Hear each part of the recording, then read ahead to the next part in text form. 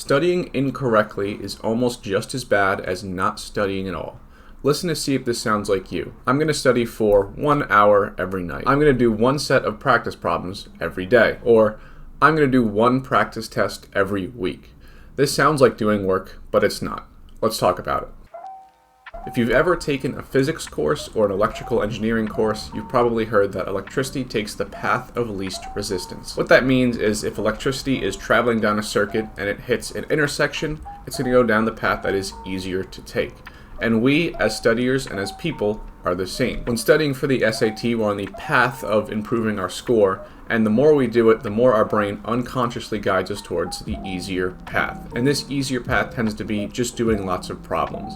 It seems like you're doing work because you're doing a ton of problems, you're getting a lot of exposure to the content on the SAT, but you're not actually learning anything.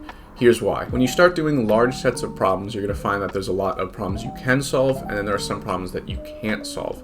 And as you go through them, your brain is going to guide you towards the ones that you can solve. You're going to see these ones, solve them, feel good about the achievement, and move on to the next question. But when you're doing these sets, you're going to hit the hard problems, and your brain is going to try to make you skip it. You're either going to give up or convince yourself, I just have to do a bunch of them, let me keep going. What this does is allow you to keep doing easy problems that you already know how to solve, and avoid hard problems that would actually teach you something. It's like going to the gym and using weight that's too light. Sure, you can do a lot of reps, but without any resistance, you're not building any muscle. So, what do you do instead? To really study for the SAT and to really learn something, you need to identify what you don't understand and then just focus on that. So in terms of a study plan, that means starting with one topic you don't understand, working on a problem. If you can't figure it out, you identify what you're supposed to do, then you go back and solve it. Then you move on to another problem of the same exact type. You don't move on to another type of problem. You work on that one. If you can't solve it, you read the explanation, try to figure it out, and solve it. And you keep doing this until you master that problem type. The key here is you don't skip problems you don't understand. That's where you should focus, that's where you should have the emphasis, and that's where you should stay. Going back to the gym metaphor, this is like lifting heavy weights. When you lift heavy weights, there's resistance, and when you lift those weights, you create micro tears in the muscle that build back stronger next time. And the same thing goes for an SAT.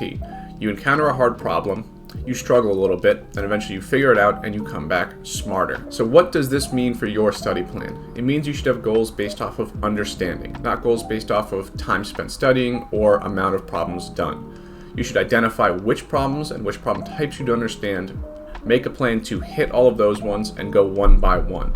And the key is you don't move on to another problem type until you understand the current one. It's very tempting to try to skip it. It's very tempting to try to just do a ton of problems because you feel like you're working. But if you really want to study, you have to struggle with the content and learn from it. On this channel, I give full free SAT math lessons and then create shorter videos where I focus on hard SAT math problems. So for more SAT math content, please subscribe.